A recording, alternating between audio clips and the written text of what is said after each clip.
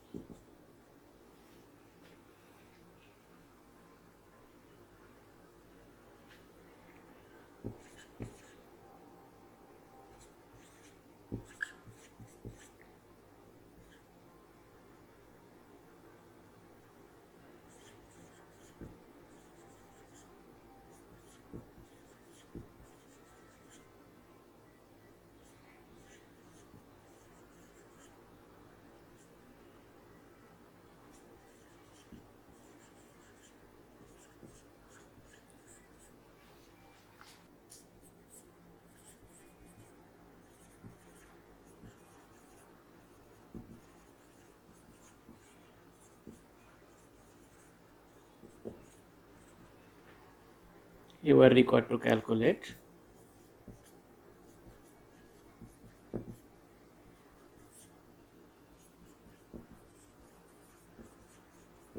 fixed cost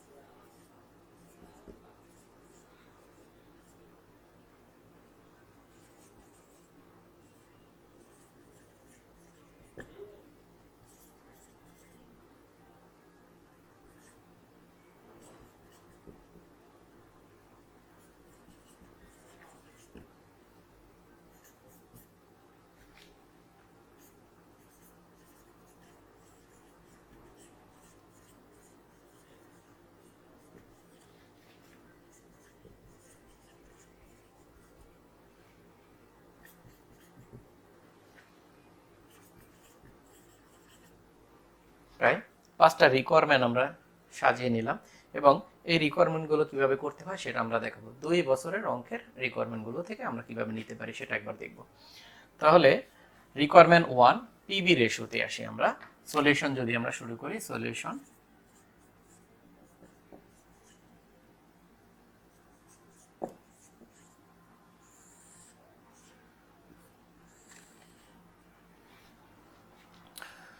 এক নং রিকোয়ারমেন্টে আমরা যেতে পারি।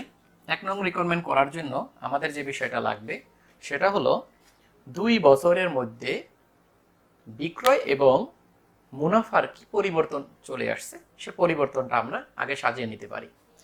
তাহলে প্রথমে আমরা এই পরিবর্তনটা একটু করে নিই।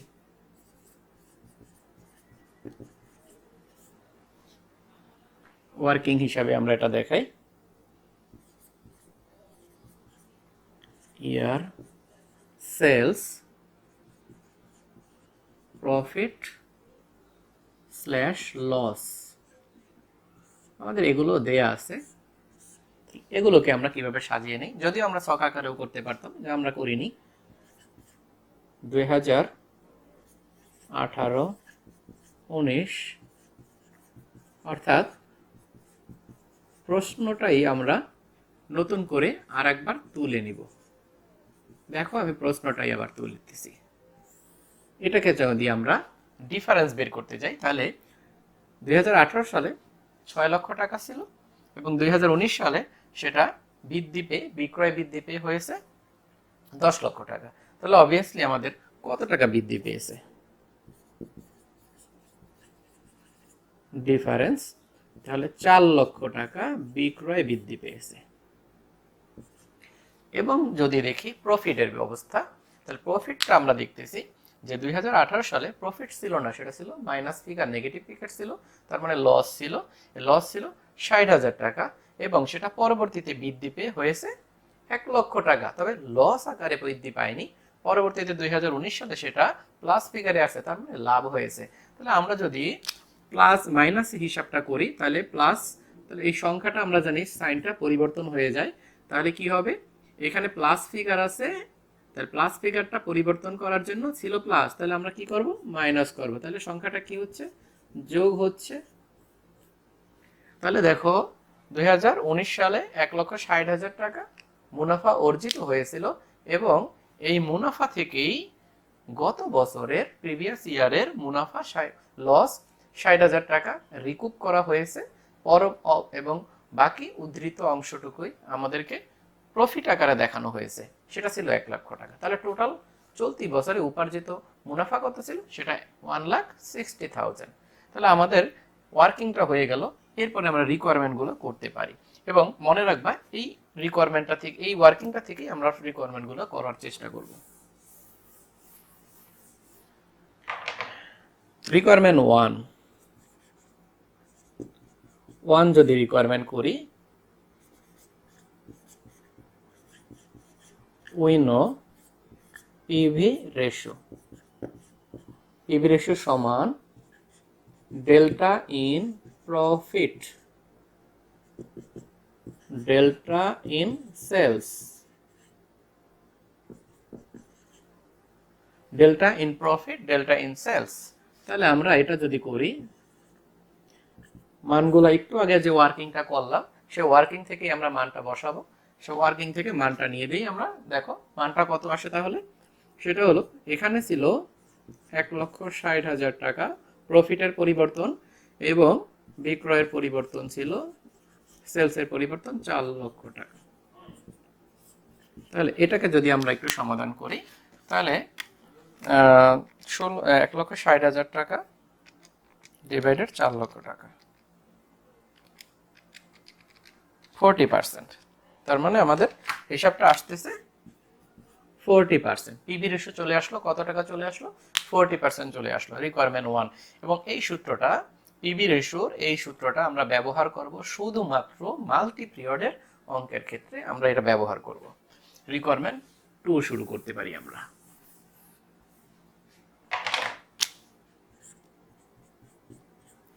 রিকোয়ারমেন্ট 2 এ ছিল ফিক্সড কস্ট। তাহলে ঠিক একই রকম ভাবে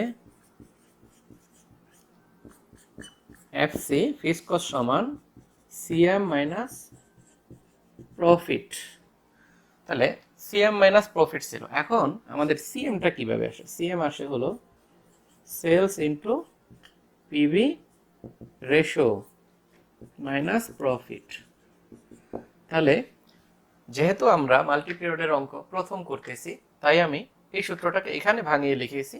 তোমরা সেটাকে সাইড নোট আকারেও দেখাতে পারো যে এটাকে বের করে নিব আমরা, কন্ট্রিবিউশন মার্জিন সাইড নোটে বের করে সেটার মানটা এখানে বসাবো। যেহেতু আমাদের প্রথম অঙ্ক, তাই আমরা এটাই দেখতেছি। এরপরে আমরা যে কাজটা করব, খেয়াল করি মানটা বসাই। যেহেতু আমরা প্রফিট নিয়ে আলোচনা করতেছি, আমাদের 2019 সালে প্রফিট ছিল, তাহলে সেল ছিল 10 লক্ষ টাকা, পিভি রেশিও 40% এবং প্রফিট ছিল 1 লক্ষ টাকা। তাহলে সমাধান যদি আমরা করি, তাহলে কত আসতেছে সমাধান? সেটা হলো 4,60,000 মাইনাস 1 লক্ষ, আনসার আসতেছে 3 লক্ষ টাকা।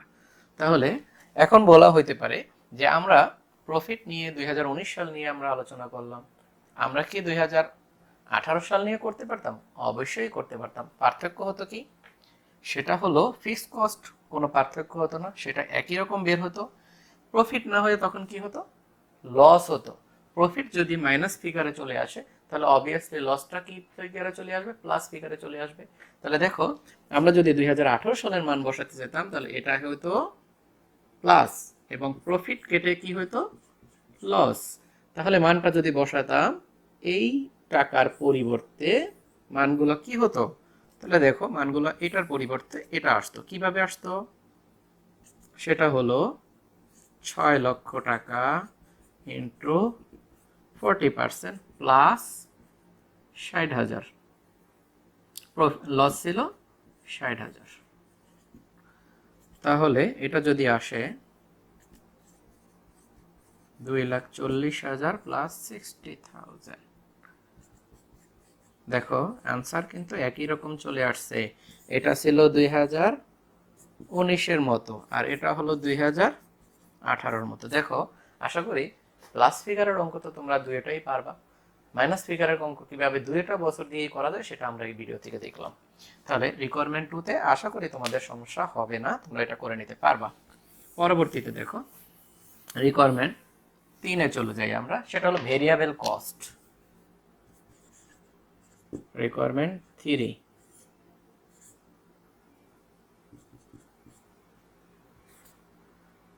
Variable cost. তাহলে ভেরিয়েবল কস্টের সূত্রটা আমরা লিখতে পারি সেলস ইন্টু ভিসি রেশিও। আমরা এটাকে অন্যভাবে লিখতে পারি sales minus fixed cost minus profit, সেটা দিয়েও করতে পারতাম। আমরা এই সূত্রটা ব্যবহার করলাম এবং এটাকে আরেকটু ভাঙিয়ে আমি তার পরবর্তীতে তোমাদের মান বসায় দেখাবো। Sales into 100% minus PV ratio, এটা হলো মূল সূত্র। তাহলে এখন এই সূত্র দিয়ে যদি আমরা করি 100% মাইনাস পিভি রেশিও, এটা দিয়ে যদি আমরা করতে চাই, তা সেক্ষেত্রে দেখো 2018 সালের একটা তথ্য ছিল এবং 19 সালের একটা তথ্য ছিল। 2018 সালে কত ছিল? 6 লক্ষ টাকা ছিল, আর পিভি রেশিও আমরা বের করেছিলাম 40%। তাহলে 6 লক্ষ, এটা 60%, তাহলে এটা আসতেছে 3,60,000 টাকা। তোমরা এখানে খেয়াল রাখবা, যদি আমরা টাকা সংখ্যার পিছনে লিখি তাহলে পূর্ণ সংখ্যা লিখব, আগে লিখলে শর্ট ফর্ম লিখলেও চলবে। তাহলে আমরা 2019 সালটাও বের করি। 2019 সালে সেলস ছিল 10 লক্ষ টাকা, আর এটা তো একই রকম বিষয়, এটার কোনো পরিবর্তন হবে না।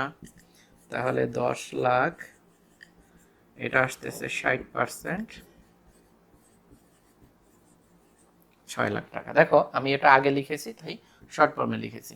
তাহলে রিকোয়ারমেন্ট 2 করা হয়ে গেল। ভেরিয়েবল কস্ট ফর 2 ইয়ার, 2 বছরের তথ্যটাই আমরা বের করতে পারলাম। যদিও অন্য সূত্র দিয়ে করা যায়, হ্যাঁ করা যায়। আরেকটা সূত্র আসলে আমরা তোমাদেরকে পূর্বের ভিডিওতে দিয়েছিলাম, বিসি সমান sales minus FC minus profit. এখন এই এফসি মাইনাস প্রফিটের জায়গায় কিন্তু লসও হতে পারে, লস হলে প্লাস ফিগারে চলে আসবে। পরবর্তী রিকোয়ারমেন্টটা আমরা একটু দেখব। পরবর্তী রিকোয়ারমেন্টটা কি আসে, সেটা হলো মার্জিন অফ সেফটি। রিকোয়ারমেন্ট 4-এ margin of safety MS. MS কিভাবে করব? এমএস করব প্রফিট ডিভাইডেড সিএম রেশিও। দেখো এখানে কিন্তু আমরা সিএম রেশিও লিখেছি, আর তোমরা জানো তো CM ratio PV ratio same একই রকম হয়ে থাকে। তাহলে প্রফিটের পরিমাণ, যেহেতু আমি সূত্র প্রফিট দিয়ে বসিয়েছি, তাহলে মানটা আমরা 2019 সাল বসাবো। প্রফিটের পরিমাণ 1 লক্ষ টাকা, সিএম রেশিও 40%। এটাকে যদি আমরা একটু কাউন্ট করি তাহলে দেখো কত আসে।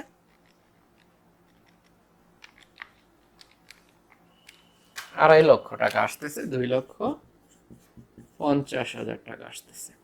এখন যদি আমরা এটা কত সাল নিয়ে করলাম? 2019 সাল নিয়ে করলাম। 2018 সাল নিয়েও আমরা করতে পারতাম। তবে খেয়াল রাখবে মাল্টি পিরিয়ডের অঙ্ক যে কোনো একটা বছর মেনশন করে করবে। সেটা 2019 করলে পুরো অঙ্কটাই 19 নিয়ে আলোচনা করবা, এটা সলিউশনটা 19 নিয়েই করবা।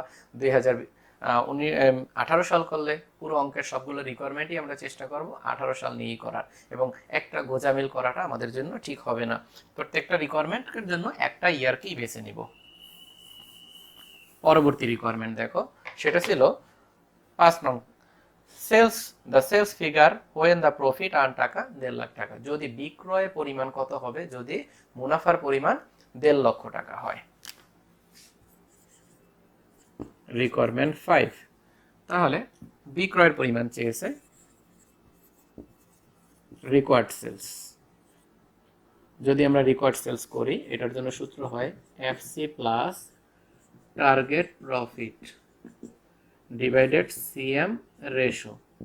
তাহলে এফসি এর পরিমাণ আমরা কিন্তু প্রথমেই বের করে নিয়েছিলাম, এফসি 3 লক্ষ টাকা, টার্গেট প্রফিট আমাদের বলে দিয়েছে 1.5 লক্ষ টাকা, সিএম রেশো 40%, রিকোয়ারমেন্ট 1 থেকে নিয়েছিলাম।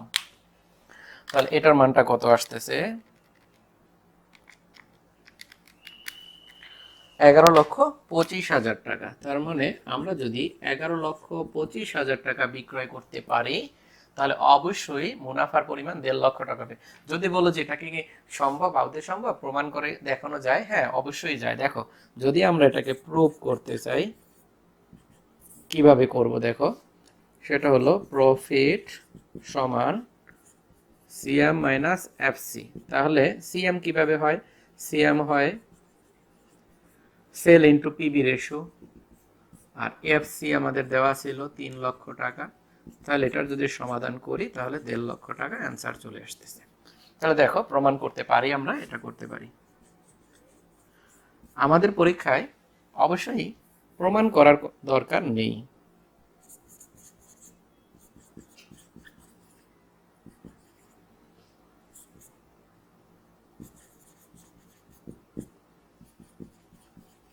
নাও prove the target profit. Target প্রফিটকে আমরা প্রমাণ করে দেখালাম যে হ্যাঁ, না টার্গেট যদি 11,25,000 টাকা মুনাফা বিক্রয় করতে পারি, তাহলে আমাদের কাঙ্ক্ষিত মুনাফা হবে 1.5 লক্ষ টাকা।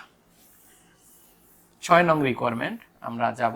6 নং রিকোয়ারমেন্ট থেকে দেখি 6 নং রিকোয়ারমেন্ট কি বলছে।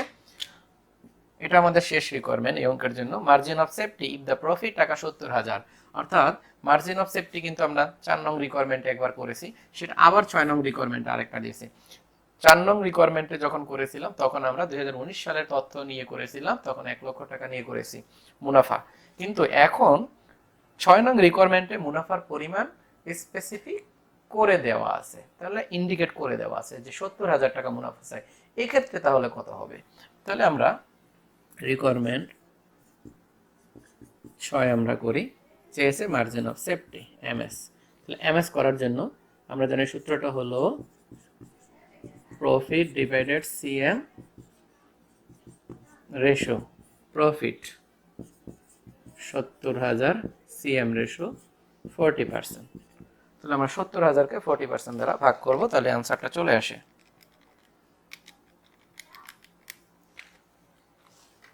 1,75,000 টাকা। আমরা ইচ্ছা করলে এটাকে থেকে আরো রিকোয়ারমেন্ট করতে পারি। আরেকটা রিকোয়ারমেন্ট আমাদের করা যায়, সেটা আমি প্রয়োজন একটু বাড়িয়ে দেই তোমাদের। দেখো, সেটা হলো BEP sale, BEP sales, BEP sales.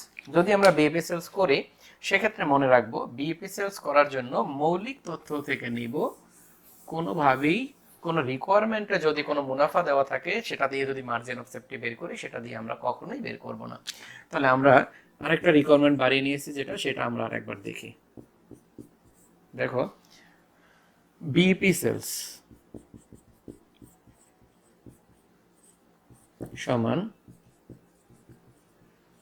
Actual sales minus MS. Actual sale কত ছিল, অ্যাকচুয়াল সেল ছিল 10 লক্ষ টাকা। মার্জিন অফ সেফটির পরিমাণ কত ছিল, আমাদের মার্জিন অফ সেফটি কত, 4 নং রিকোয়ারমেন্ট থেকে তোমরা দেখো মার্জিন অফ সেফটি আমাদের কত ছিল। মার্জিন অফ সেফটি ছিল 2.5 লক্ষ টাকা। তাহলে এটার অ্যান্সার আসতেছে 7,50,000 টাকা।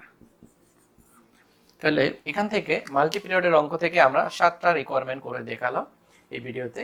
তোমরা যে কাজটা করবা, এই 7টা রিকোয়ারমেন্ট খুব ভালো করে আয়ত্ত করার চেষ্টা করবা। আরেকটা বিষয় মনে রাখবা, যদি তোমরা এই মাল্টি পিরিয়ডের অঙ্কটা খুব ভালো করে বুঝো, অবশ্যই যে কোনো মাল্টি পিরিয়ডের অঙ্ক তোমাদের পক্ষে সলিউশন করা সম্ভব। এক্ষেত্রে আরেকটা বিষয় মনে রাখা ভালো, মাল্টি পিরিয়ড অঙ্কের ক্ষেত্রে 2 বছর যদি স্পেসিফিক থাকে, 2 মাস বা 2 বছর স্পেসিফিক থাকে, তাহলে তুলনা করতে পারতেছি।